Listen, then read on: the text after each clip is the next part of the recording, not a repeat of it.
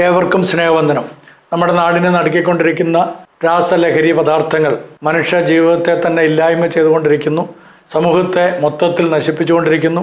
രാഷ്ട്രീയ ഭരണകൂടം വളരെ ജാഗ്രത പാലിക്കണം എന്നൊക്കെ പറയുമ്പോൾ തന്നെ എത്രത്തോളം അവർ തന്നെ ഇതിനകത്ത് ജാഗ്രത പാലിക്കുന്നു എന്നുള്ള വലിയൊരു ചോദ്യചിഹ്നം സമൂഹത്തിൽ നിലനിൽക്കുകയാണ്. ഒരു കാര്യം ഞാൻ കൃത്യമായിട്ട് പറയാം, രാഷ്ട്രീയക്കാർ മാത്രമല്ല, നമ്മുടെ നാട്ടിലെ ഓരോ പൗരന്മാരും ഇതിനെതിരെ വളരെ കൃത്യമായി രംഗത്തിറങ്ങിയെങ്കിൽ മാത്രമേ ഈ മഹാവിപത്തിൽ നിന്ന് നമ്മുടെ ദേശത്തെ, നമ്മുടെ തലമുറയെ രക്ഷിക്കാനായിട്ട് സാധിക്കുകയുള്ളൂ. കഴിഞ്ഞുപോയ തലമുറകളെക്കാളും ദുരന്തമേറിയ തലമുറയാണ് ഇന്ന് നമ്മുടെ നാട്ടിൽ സഞ്ചരിച്ചു കൊണ്ടിരിക്കുന്നതെന്നുള്ള നമുക്കറിയാം. അതിൻ്റെയൊക്കെ കാരണം, ഏക കാരണം എന്ന് നമുക്ക് വിശേഷിപ്പിക്കാവുന്ന വിധത്തിൽ മാരകമായിട്ടുള്ള രാസലഹരി പദാർത്ഥങ്ങൾ നമ്മുടെ നാടിനെ കവർന്നെടുത്തുകൊണ്ടിരിക്കുകയാണ്. ചെറുപ്പക്കാരുടെ ചെറുപ്പം, അല്ലെങ്കിൽ അവരുടെ യൗവനം, അവരുടെ കൗമാരം, അവരുടെ ബാല്യം ഒക്കെ നശിപ്പിക്കുന്ന തരത്തിലേക്ക് ഈ രാസപദാർത്ഥങ്ങൾ മനുഷ്യൻ്റെ തലച്ചോറിനെയും ജീവിതത്തെയും കവർന്നെടുത്തിരിക്കുന്നു. അതുകൊണ്ട് തന്നെ നമ്മൾ ഒറ്റക്കെട്ടായിട്ട് മുന്നേറേണ്ടിയിരിക്കുന്നു. ഞാൻ കഴിഞ്ഞ പ്രാവശ്യം പറഞ്ഞ ആ സംഭവത്തിൻ്റെ തുടർച്ചയായിട്ടാണ് ഇന്നത്തെ കാര്യം നിങ്ങളുമായിട്ട് പങ്കുവെക്കാൻ ആഗ്രഹിക്കുന്നത്. ഞാൻ സൂചിപ്പിച്ചായിരുന്നല്ലോ, നമുക്കിവിടെ ഡി അഡിക്ഷൻ പ്രോഗ്രാം ഉണ്ട്. അത് എല്ലാ മാസത്തിലും കൃത്യമായി നടത്തിക്കൊണ്ടിരിക്കുന്ന 8 ദിവസത്തെ ഒരു ക്യാമ്പാണ്. ആ ക്യാമ്പിൽ പങ്കെടുക്കാൻ താല്പര്യമുള്ള എല്ലാവർക്കും അതിനുള്ള സാഹചര്യമുണ്ട്. ഈ മാസം, അതായത് മാർച്ച് മാസം 16-ാം തീയതി മുതൽ 23-ാം തീയതി വരെയുള്ള 8 ദിവസങ്ങളിൽ ഈ ക്യാമ്പ് ഇവിടെ ആരംഭിക്കുന്നതാണ്. നിങ്ങൾക്ക് വരാം. നേരത്തെ തന്നെ നിങ്ങൾ ബുക്ക് ചെയ്യണം. അതിൻ്റെ ഡീറ്റെയിൽസ് നിങ്ങൾക്ക് ആവശ്യമാണെങ്കിൽ ഞങ്ങളുമായിട്ട് ബന്ധപ്പെടുവാനായിട്ട് മടിക്കരുത് എന്ന് പ്രത്യേകമായിട്ട് ഓർപ്പിക്കുന്നു. ഇത് നിങ്ങളുടെ സ്നേഹിതർക്കും മദ്യത്തിനും മയക്കുമരുന്നിനുമൊക്കെ അടിമകളായിട്ടുള്ള പ്രിയപ്പെട്ടവർക്കും അയച്ചു കൊടുക്കണമേ. അവരും കൂടി ഇത് കേട്ടിട്ട് അതിൽ നിന്ന് രക്ഷപ്പെടണമെന്ന് താല്പര്യമുള്ള ഏവരെയും ഞങ്ങൾ ഇവിടെയൊക്കെ ക്ഷണിക്കുകയാണ്. തികച്ചും സൗജന്യമായിട്ടാണ് ഈ ക്യാമ്പ് നടത്തുന്നത്. നിങ്ങളുടെ ഡ്രസ്സുമായിട്ട് നിങ്ങൾ വന്നാൽ മതി. 8 ദിവസത്തേക്കുള്ള ഡ്രസ്സ്. ഭാര്യയും ഭർത്താവും ഒരുമിച്ച് വരണം. അതോടൊപ്പം തന്നെ വ്യക്തികളാണെങ്കിൽ, അവരുടെ കുട്ടികൾ മാരേജ് കഴിഞ്ഞിട്ടില്ലാത്തവരാണെങ്കിൽ അവരുടെ മാതാപിതാക്കൾ ആരെങ്കിലും ഒരാൾ, രക്ഷിതാവ് ആരെങ്കിലും ഒരാൾ അവരോടൊപ്പം ഉണ്ടായിരിക്കണം. അപ്പോൾ ഇത് മാത്രമാണ് നമ്മുടെ ഡിമാൻഡ്. ഇവിടെ വന്നു കഴിഞ്ഞാൽ തീർച്ചയായിട്ടും നിങ്ങളുടെ ജീവിതത്തിലൊരു വ്യതിയാനമുണ്ടാകും എന്നതിന് യാതൊരു സംശയമില്ല. ഞാൻ ഇന്ന് 3 ഉദാഹരണങ്ങൾ നിങ്ങളുമായിട്ട് പങ്കുവെക്കാൻ ആഗ്രഹിക്കുകയാണ്.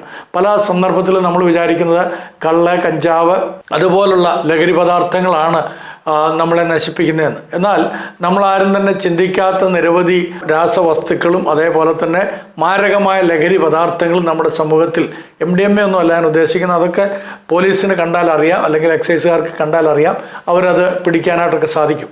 എന്നാൽ ആർക്കും പിടിക്കാൻ കഴിയാത്ത, വീട്ടുകാർക്ക് പോലും മനസ്സിലാക്കാത്ത, ഉപയോഗിക്കുന്ന ആൾ പോലും അറിയാതെ ഉപയോഗിച്ചു കൊണ്ടിരിക്കുന്ന ചില ലഹരി പദാർത്ഥങ്ങളെക്കുറിച്ചാണ് ഇന്നത്തെ ഈ വീഡിയോയിൽ ഞാൻ നിങ്ങളുമായിട്ട് പങ്കുവെക്കുന്നത്. അത് ഞാൻ പറയുന്നത് ഇവിടെ കൗൺസിലിങ്ങിനും അതുപോലെ തന്നെ ഡി അഡിക്ഷനും ഒക്കെ പങ്കെടുക്കാൻ വന്ന ആളുകളുടെ അനുഭവത്തിൽ നിന്ന് അവർ പങ്കുവെച്ച കാര്യങ്ങളാണ് നിങ്ങളുമായിട്ട് പങ്കുവെക്കാൻ ആഗ്രഹിക്കുന്നത്. ഒരു പയ്യനെ, അതായത് +1-ൽ പഠിക്കുന്ന ഒരു മകനെയും കൊണ്ട്, പേരമകനെയും കൊണ്ട് വല്യപ്പ ഇവിടെ വരുവാനിടയായി. വലിയൊരു കുടുംബത്തിലെ അംഗമാണ്.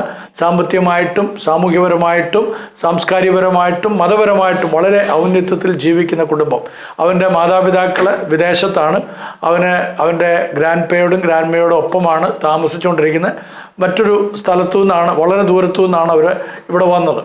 അപ്പോൾ അവർ വരാൻ കാരണം മലപ്പുറത്തെ എക്സൈസ് ഓഫീസറുമായിട്ട് ബന്ധപ്പെട്ടപ്പോൾ ഇവിടേക്ക് സജസ്റ്റ് ചെയ്തു, എൻ്റെ പേര് സജസ്റ്റ് ചെയ്തു, എൻ്റെ നമ്പർ കൊടുത്തു. അങ്ങനെയാണ് അവർ വല്യുപ്പയും മകനും കൂടെ ഇവിടെ, പേരക്കുട്ടിയും കൂടെ ഇവിടെ വരുന്നത്. വന്ന് ആദ്യത്തെ 2 ദിവസം ഇവിടെ ക്യാമ്പിൽ പങ്കെടുത്തു കഴിഞ്ഞപ്പോൾ ഇവൻ ഏത് തരത്തിലുള്ള ലഹരിയാണ് ഉപയോഗിക്കുന്നതെന്ന് അവൻ്റെ വീട്ടുകാർക്ക് ആർക്കും തന്നെ അറിഞ്ഞുകൂടാ. അവൻ്റെ മാതാപിതാക്കൾ അവനെക്കുറിച്ച് വലിയ ഹൈ എക്സ്പെക്റ്റേഷനോടുകൂടി ഇരിക്കുന്നു. അവൻ്റെ ഗ്രാൻഡ്മയും അവനെ കൂടുതൽ ലാളിച്ച്, പേരക്കുട്ടി എന്നുള്ള നിലയിൽ അവനെ ഏറ്റവും കൂടുതൽ ലാളിച്ച് വളർത്തുകയാണ്. അവനെന്ത് ചോദിച്ചാലും അതൊക്കെ വാങ്ങിക്കൊടുക്കാനുള്ള സാമ്പത്തികമുണ്ട്. വളരെ ഉന്നതിയുള്ള ഒരു കുടുംബമാണ്. മാത്രമല്ല നാട്ടിൽ നല്ല സൽപ്പേരുള്ള കുടുംബമാണ്. അതുകൊണ്ട് തന്നെ ഇവൻ ഇത്തരത്തിൽ രാസപദാർത്ഥങ്ങൾ ഉപയോഗിക്കുമെന്നൊന്നും തന്നെ അവരൊരിക്കൽ പോലും ചിന്തിച്ചിരുന്നില്ല. പക്ഷേ അവർക്ക് ഒരു സംശയം തോന്നാൻ കാരണം, ഇവന് റൂമിൽ കയറി കഴിഞ്ഞു കഴിഞ്ഞാൽ പിന്നീട് ആരെയും ആ റൂമിലേക്ക് കടത്തുകയില്ല. മാത്രവുമല്ല അവൻ ഒരു ദിവസം മുഴുവനായിട്ട് റൂമിൽ അടച്ചിട്ടിരിക്കുന്ന സ്വഭാവം. അപ്പം എന്തുകൊണ്ടാണ് എന്നുള്ള അറിയാൻ വേണ്ടിയിട്ട് പല ഡോക്ടേഴ്സിനെ കാണിക്കാൻ അവർ ആഗ്രഹിച്ചു. പക്ഷേ അവൻ ഡോക്ടേഴ്സിൻ്റെ അടുക്കലൊന്നും പോവുകയില്ല.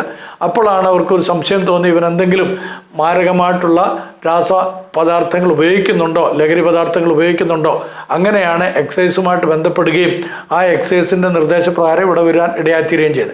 അപ്പോൾ 2 ദിവസം ഇവന് ഒന്നും തന്നെ ഓപ്പണായിട്ട് പറഞ്ഞില്ല. 3-ാം ദിവസം ഞാൻ അവനെയും കൂട്ടി ചുമ്മാ അതൊന്ന് നടക്കാനായിട്ട് ഇറങ്ങി. ഇങ്ങനെ തോളത്ത് കൈയിട്ട് അവനോട് ചോദിച്ചു ഏതൊക്കെ എനിക്കറിയാവുന്ന പല രാസപദാർത്ഥങ്ങളുണ്ട്, ലഹരി പദാർത്ഥങ്ങൾ, അതിൻ്റെ പേരുകളൊക്കെ ഓരോന്നായിട്ട് ചോദിച്ചു. അവനെല്ലാം ഡിലേ ചെയ്തു. അവൻ പറഞ്ഞില്ല, ഞാൻ അതൊന്നും ഒരിക്കൽ പോലും കണ്ടിട്ടുമില്ല, ഉപയോഗിച്ചിട്ടുമില്ല. അപ്പോൾ പിന്നെ ഞാനും ആകെ പസിൽഡായി. കാരണം എനിക്കറിയാത്ത എന്തെങ്കിലും ഇനി ഉണ്ടോ എന്നറിയാൻ. അത് കഴിഞ്ഞ് നടപ്പെല്ലാം കഴിഞ്ഞ് ഞങ്ങൾ ഓഫീസിൽ വന്നിരുന്ന് ഞാൻ അവനെ അവിടെ പേഴ്സണലായിട്ട് കൗൺസിലിങ് നടത്താനായിട്ട് ആരംഭിച്ച സമയത്ത് ചുമ്മാതെ ഞാൻ അവനോട് ചോദിച്ചു, മോനെ ഈ പശ ഐറ്റംസ് എന്തെങ്കിലും ഉപയോഗിക്കുന്നുണ്ടോ? അപ്പോൾ അവനോട് ചോദിച്ചു ഏത് പശയാണ്? ഫെവിക്കോൾ. അപ്പോൾ അവനൊന്ന് പെട്ടെന്ന് നിശ്ചലനായി. ഞാനത് ഉപയോഗിക്കുന്നുണ്ടെന്ന് ഫാദറിനോട് ആര് പറഞ്ഞു? ഞാൻ പറഞ്ഞു ആരും പറഞ്ഞതല്ല, നീ മറ്റൊന്നും ഉപയോഗിക്കുന്നില്ല, പക്ഷേ ഇത് ഉപയോഗിക്കുന്നു എന്നുള്ളത് നീ ശ്വസിക്കുന്ന ആ ഒരു പ്രാളം അതിൽ നിന്ന് ഞാൻ മനസ്സിലാക്കിയതാണെന്ന്. അതവനെ സംബന്ധിച്ച് വളരെ ആശ്ചര്യം തോന്നിച്ചു. അവൻ ആ കാര്യങ്ങൾ പറയാനിടയായി. അപ്പം അവൻ ഉപയോഗിച്ചുകൊണ്ടിരുന്ന, ഞാൻ അതിൻ്റെ മെത്തേഡ്സ് ഒന്നും പറയുന്നില്ല, കാരണം ഇതൊക്കെ ഞാൻ പറഞ്ഞിട്ട് നിങ്ങൾ അറിഞ്ഞ് പിന്നെ നിങ്ങളും അത് ഉപയോഗിക്കാനൊക്കെ ചാൻസ് ഉണ്ട്. ഇത് കേൾക്കുന്ന ആരെങ്കിലും ഒരാളെങ്കിലും അങ്ങനെ ഉപയോഗിക്കുന്നുണ്ടെങ്കിൽ അതിൻ്റെ ഏറ്റവും വലിയ ദുരന്തം ഞാൻ പറഞ്ഞുതരാം. എനിക്ക് അതിനെക്കുറിച്ച് ഡീറ്റെയിൽസ് ഒന്നും അന്ന് വരെ അറിയത്തില്ലായിരുന്നു. ആ സംഭവം ഞാൻ കേട്ടതിന് ശേഷം പെട്ടെന്ന് തന്നെ ഒരു ഡോക്ടറുമായിട്ട്, എൻ്റെ സ്നേഹിതയായിട്ടുള്ള ഡോക്ടറുമായിട്ട് ഞാൻ ബന്ധപ്പെട്ടു. കന്യാസ്ത്രീ ആയിരിക്കുന്ന ആ ഡോക്ടർ എന്നോട് ആ കാര്യങ്ങളെക്കുറിച്ച് ഡീറ്റെയിൽ ആയിട്ട് പറഞ്ഞു തന്നു.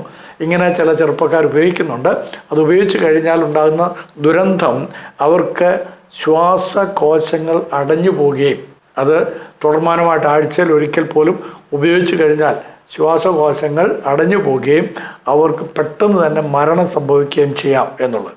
അപ്പം ഞാൻ അന്ന് വൈകിട്ട് അവനോട് ഈ കാര്യങ്ങളെക്കുറിച്ച് കൃത്യമായി അതിൻ്റെ വിവരങ്ങൾ ഡോക്ടർ സിസ്റ്റർ എനിക്ക് അയച്ചു തന്നിട്ടുള്ള എല്ലാ കാര്യങ്ങളും വെച്ച് ഞാൻ അവനോട് സംസാരിച്ചു. അപ്പോൾ അവന് ബോധ്യമായി അവൻ ചെയ്യുന്ന മഹാവിപത്തിലേക്കാണ് അവൻ പോയിക്കൊണ്ടിരിക്കുന്നത്. അതുകൊണ്ട് അവൻ പറഞ്ഞു, ഇല്ല ഫാദർ, ഇനിയും തൊട്ട് ഞാനത് ഉപയോഗിക്കുകയില്ല. അപ്പോൾ അവൻ പറഞ്ഞത് അത് ഉപയോഗിച്ച് കഴിഞ്ഞാൽ ഒരു ദിവസം മുഴുവനായിട്ട് ഭയങ്കര കിക്കാണ്, വേറെ ഏതോ ലോകത്തിൽ സഞ്ചരിക്കുന്ന പോലെ. കഞ്ചാവ് ഉപയോഗിക്കുന്നതിനേക്കാളും MDMA ഉപയോഗിക്കുന്നതിനേക്കാളും ഒക്കെ ആയിട്ടുള്ളൊരു കിക്ക് അതിൽ കൂടെ കിട്ടും എന്നുള്ളതാണ് അവൻ പറഞ്ഞത്. അപ്പോൾ ഇതൊക്കെ നമ്മുടെ നാട്ടിൽ, നമ്മുടെ ദേശത്ത് പല ചെറുപ്പക്കാരും ഉപയോഗിക്കുന്നുണ്ട്. മാതാപിതാക്കൾ ശ്രദ്ധിക്കണം. ഞാൻ പറഞ്ഞല്ലോ, ഇന്ന് കഴിഞ്ഞ പ്രാവശ്യത്തെ എൻ്റെ വീഡിയോയിൽ ഞാൻ പറഞ്ഞു, ഇത് ഉപയോഗിക്കുന്ന ആളുകൾ ആരും തന്നെ എന്നെ ശ്രദ്ധിക്കാറില്ല, ഇപ്പോൾ ശ്രദ്ധിക്കുകയില്ല. എന്നാൽ അതുമായിട്ട് ബന്ധപ്പെട്ട് നിൽക്കുന്നവരുടെ മാതാപിതാക്കൾ അറിയണം, നമ്മുടെ കുഞ്ഞുങ്ങൾ ഏതെങ്കിലും പശകൾ അവരുടെ മുറിയിൽ സൂക്ഷിക്കുന്നുണ്ടെങ്കിൽ ആ പശ വെറുതെ അല്ല അവർ സൂക്ഷിക്കുന്നത്, അത് അവരെ തന്നെ മയക്കാൻ വേണ്ടിയിട്ട് ഒരു മരുന്നായിട്ട് ഉപയോഗിക്കുകയാണ്. അത് ഉപയോഗിക്കേണ്ടുന്ന വിധമൊക്കെ അവർക്കറിയാം, നമുക്കറിഞ്ഞുകൂടാ, പക്ഷെ അവർക്കറിയാം. അപ്പോൾ ഇത് ഫ്രീക്വൻ്റായിട്ട് ഈ വിധത്തിലുള്ളത് ഉപയോഗിക്കുകയാണെങ്കിൽ പെട്ടെന്ന് തന്നെ ശ്വാസതടസ്സം ഉണ്ടാകുകയും അവർ അറ്റാക്ക് വരാനും ഒക്കെയുള്ള സാധ്യതകളുണ്ട് എന്നുള്ളത് ഓർത്തുകൊള്ളണം. അതുകൊണ്ട് ആ തരത്തിൽ ഏതെങ്കിലും സാധനങ്ങൾ നിങ്ങളുടെ മക്കളുടെ മുറികളുണ്ടെങ്കിൽ അത് അവരെ മനസ്സിലാക്കി കൊടുത്തിട്ട് ഇത് പാടില്ല എന്ന് പറയത്തക്കവണ്ണം അവരെ കൗൺസിലിങ്ങിന് കൊണ്ടുപോവുകയും അവർക്ക് വേണ്ടുന്ന ട്രീറ്റ്മെൻറ്റ് കൊടുക്കുകയും ചെയ്യണമേ എന്ന് പ്രത്യേകമായിട്ട് ഓർപ്പിക്കുന്നു. രണ്ടാമത്തെ ഒരു സംഭവം ഞാൻ നിങ്ങളുമായിട്ട് പങ്കുവെക്കാൻ ആഗ്രഹിക്കുകയാണ്. ഒരു പെൺകുട്ടിയുടെ കാര്യമാണ്. അപ്പനും അമ്മയും നല്ല ഉദ്യോഗസ്ഥരാണ്, സാമ്പത്തികമായിട്ട് ഉയർന്ന തലത്തിൽ ജീവിക്കുന്നവരാണ്. ഈ പെൺകുട്ടിക്ക് പ്രായത്തെ കവിഞ്ഞ ശാരീരിക പുഷ്ടിയുണ്ട്. 8ാം ക്ലാസ്സിൽ അവൾ പഠിക്കുന്ന സമയത്താണ് ബാസ്ക്കറ്റ് ബോളിൽ പ്ലെയറായിട്ട് അവൾ ചേരുന്നത്. സ്കൂളിൽ നന്നായിട്ട് ബാസ്ക്കറ്റ് ബോൾ കളിക്കും. അപ്പോൾ അവളുടെ ഒപ്പം കളിക്കുന്നതായിട്ടുള്ള മറ്റ് ഒരു പയ്യൻ, ആ പയ്യന് അവളെക്കാളും സീനിയർ ക്ലാസ്സിലാണ് പഠിക്കുന്നത്. അവളോട് വളരെ സ്നേഹമായി, സ്നേഹം എന്ന് പറഞ്ഞാൽ അങ്ങനെ പ്രേമമൊന്നുമല്ല, ഇഷ്ടം, ഒരു കൂട്ടുകാരനെ പോലെ രണ്ടുപേരും അടുത്ത് ഇടപെടാൻ തുടങ്ങി. അങ്ങനെ ഇടപെടുന്ന സമയത്ത് ഈ പയ്യൻ അവൾക്ക് സ്വീറ്റ്സൊക്കെ വാങ്ങിക്കൊടുക്കും, അവളത് കഴിക്കും. അവളും കുറച്ച് സ്വീറ്റ്സൊക്കെ കൊണ്ടുവരും, അവന് കൊടുക്കും. അത് സ്വീറ്റ്സിൽ ആരംഭിച്ച ഒരു വലിയ സ്നേഹ കൂട്ടായ്മ. ആ കൂട്ടായ്മ വർദ്ധിച്ച് 10ാം ക്ലാസ് ആയപ്പോഴത്തേക്ക് ഈ സ്വീറ്റ്സ് കിട്ടാതെ ഇവൾക്ക് ഉറങ്ങാൻ കഴിയാത്തൊരു സാഹചര്യമായി. 10ാം ക്ലാസ്സിലെ എക്സാം കഴിയുന്നിടം വരെ ഇവനെ കാണാനുള്ള സൗകര്യം ഉണ്ടായിരുന്നു. രണ്ട് ദിശയിലാണ്, കുറേ ദൂരത്തിലാണ് അവർ പഠിക്കുന്നത്. 2 സ്കൂളുകളിലാണ്. പക്ഷേ ഇവർ ഈ കളിക്കളത്തിൽ വെച്ചായിരുന്നു കണ്ടുകൊണ്ടിരുന്നത്. അവിടെ കളിക്കളത്തിൽ വരാതായപ്പോൾ ഇവൾക്ക് ഇവൻ്റെ നമ്പറിലേക്ക് വിളിച്ചിട്ട് ഇത് അത്യാവശ്യമാണെന്ന് ആവശ്യപ്പെട്ടു. അപ്പോൾ അവൻ പറഞ്ഞു, നീ ഇന്ന സ്ഥലത്തേക്ക് വന്നാൽ നിനക്ക് തരാം. അങ്ങനെ അവളെ ഒരു ലോഡ്ജിലേക്ക്, ഹോട്ടൽ റൂമിലേക്ക് വിളിച്ചു വരുത്തുകയും അവിടെ വെച്ച് മിസ്യൂസ് ചെയ്യുകയും ചെയ്തു. ഈ സ്വീറ്റ്സിനകത്ത് മുഴുവനും മയക്കുമരുന്നുകളായിരുന്നു. അത് പിന്നീടാണ് അറിയുന്നത്. അപ്പോൾ ഈ പെൺകുട്ടി അതിനൊക്കെ വശംവദയായി.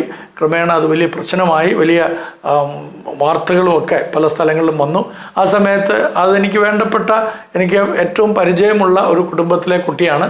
അപ്പം ആ പിതാവാണെങ്കിൽ സമൂഹത്തിൽ ഏറ്റവും അധികം അറിയപ്പെടുന്ന ഒരു വ്യക്തിയാണ്. മാതാവും അങ്ങനെ തന്നെ വളരെ നല്ല ചാനലുകളിലൊക്കെ നല്ല തിളങ്ങിയിട്ടുള്ള ഒരു സ്ത്രീയാണ്. അപ്പം ഈ വിധത്തിലുള്ള കുടുംബത്തിൽ ഇങ്ങനത്തെ ഒരു ദുരന്തം ഉണ്ടാകുമ്പോൾ സ്വാഭാവികമായിട്ടത് ആഘോഷമാക്കുന്ന പല ആളുകളുണ്ടല്ലോ നമ്മുടെ നാട്ടിൽ.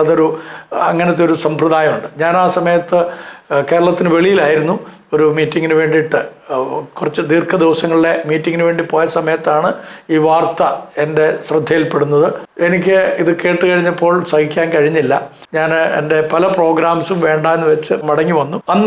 വന്ന അതേ സമയത്ത് തന്നെ ഞാൻ ആ വീട്ടിലേക്ക് രാത്രിയായി വാഹനമെടുത്ത്, ദൂരമാണ്, അവിടേക്ക് ഞാൻ ചെന്നു കഴിഞ്ഞപ്പോൾ ഈ പെൺകുഞ്ഞിനെ കണ്ട സമയത്ത് 15 വയസ്സേ ഉള്ള ആ സമയത്ത് അവൾക്ക് ഒരു കോഴി എങ്ങനെ വെള്ളത്തിൽ ഒരു കിണറ്റിൽ വീണിട്ട് അത് എങ്ങനെയാണോ ഇരിക്കുന്നത് ആ രീതിയിലാണത്. വളരെയധികം ഈളയൊക്കെ ഒലിപ്പിച്ച് കണ്ണെല്ലാം ഇങ്ങനെ കുഴിഞ്ഞ് വല്ലാത്തൊരു വികൃതമായിട്ടുള്ള രൂപത്തിൽ ഞാൻ